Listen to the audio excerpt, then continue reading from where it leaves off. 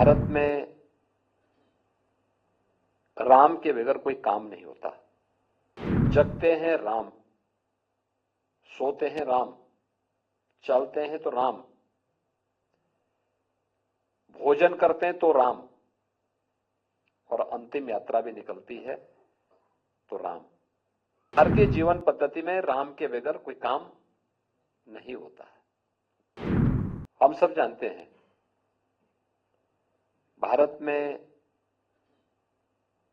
राम के बगैर कोई काम नहीं होता।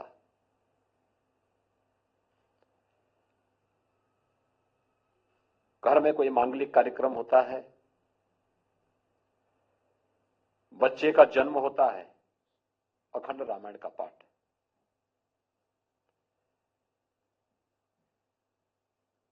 कोई शुभ कार्य होता है, राम नाम संकीर्तन। जगते हैं राम, सोते हैं राम, चलते हैं तो राम, भोजन करते हैं तो राम, और अंतिम यात्रा भी निकलती है तो राम।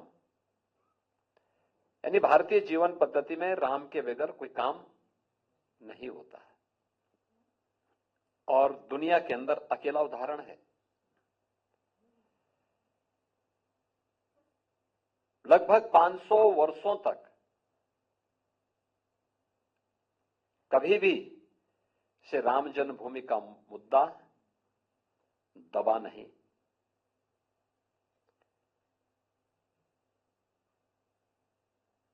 पहले पूज्य संतों ने, फिर राजे रजवाड़ों ने,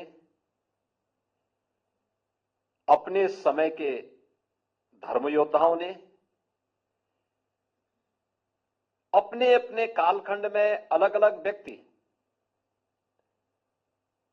इसे अपना मुद्दा बना करके लड़ता रहा, भिड़ता रहा, बिना झुके, बिना रुके, बिना डिगे इस मिशन को लेकर के आगे बढ़ता रहा।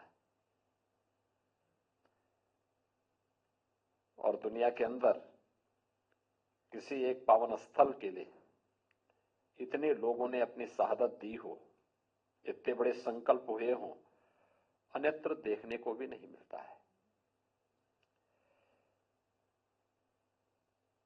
यह इसलिए हुआ क्योंकि राम के बगैर हमारा कोई काम ही नहीं होता। जिसने राम का नाम लिया वो तर गया।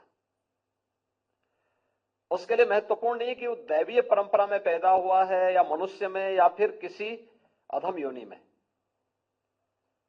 राम के नाम ने उसे देवत्व स्वयं प्रदान कर दिया। लेकिन जो राम से भागा, श्रेष्ठ कुल में पैदा होने के बावजूद भी पशुवत मारा गया। यह भी उदाहरण हमारे सामने है।